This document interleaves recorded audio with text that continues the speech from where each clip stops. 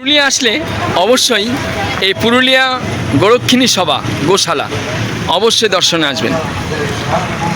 আর আজকের বৃদ্ধাশ্রম যাওয়ার আগে পুরুলিয়ায় এই বৃদ্ধাশ্রম যাওয়ার আগে যেসব দর্শনীয় স্থান আছে সেগুলো আপনাদের সঙ্গে শেয়ার করব। সঙ্গে থাকুন, পুরো ভিডিও দেখতে থাকুন, খুব ভালো লাগবে। আজকের পুরুলিয়া শহর, পুরুলিয়ার দর্শনীয় স্থান, সঙ্গে পুরুলিয়ায় রুটি কাপড় মকান, সিনিয়র সিটিজেনদের লিভিং ফেসিলিটি, সেসবও থাকবে আজকের ভিডিওতে। পুরো ভিডিওটি দেখতে থাকুন।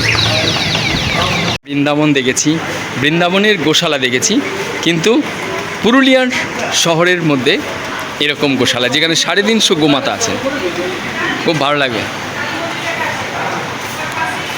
পুরুলিয়ার গোমাতা সেবা পুরুলিয়াতে এসে হাজির হলাম। সম্পূর্ণ ভিডিওটি দেখতে থাকুন। পুরুলিয়া শহর সহ বৃদ্ধাশ্রম সবটাই রয়েছে এই একটি ভিডিওতে, ছোট ভিডিও আকারে আপনাদের কাছে পরিবেশন করেছি। ভালো লাগলে সাবস্ক্রাইব করুন, সঙ্গে থাকুন। অসংখ্য ধন্যবাদ। কর্তৃপক্ষের থেকে একজনকে পেলাম, ওনাকে জিজ্ঞেস করলাম যে একটু ডিটেলসে বলুন। ঠিক আছে, একটু বলুন এখন কত গোমাতা আছে? এখন গোমাতা সব টোটাল আছে হ্যাঁ 750 750 মতন। একদিকে আছে 350 মতন, আর এদিকে 400 এরকম যান। তো এইগুলো হচ্ছে বাবা, এইগুলা হচ্ছে নন্দী বাবা। নন্দী বাবা, আরে বাবা, ঠিক আছে। এই হচ্ছে নন্দী বাবা। আচ্ছা, বাহ, নন্দী বাবা, এই দেখুন।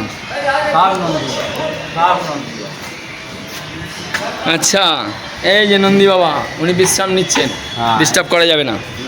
এই যে নন্দী বাবা, জয় শিব নন্দী বাবা।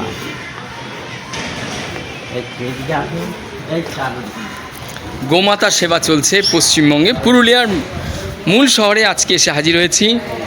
আজকের ভিডিওতে শুধু বৃদ্ধাশ্রম নয়, সঙ্গে পুরুলিয়া শহর এবং সবচেয়ে বড় যে গোশালা আছে, আমার তো মনে হয় পশ্চিমবঙ্গের সবচেয়ে বড় গোশালা সেটা বোধহয় পুরুলিয়াতেই, আর সেখানেই এসে হাজির হয়েছে আজকে, তাই তো?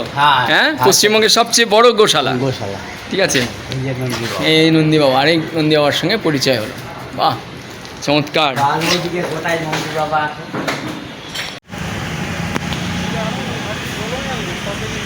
মন্দিরের সংস্কারের কাজ চলছে। ঈশ্বর দর্শনই মানব জীবনের একমাত্র কাম্য।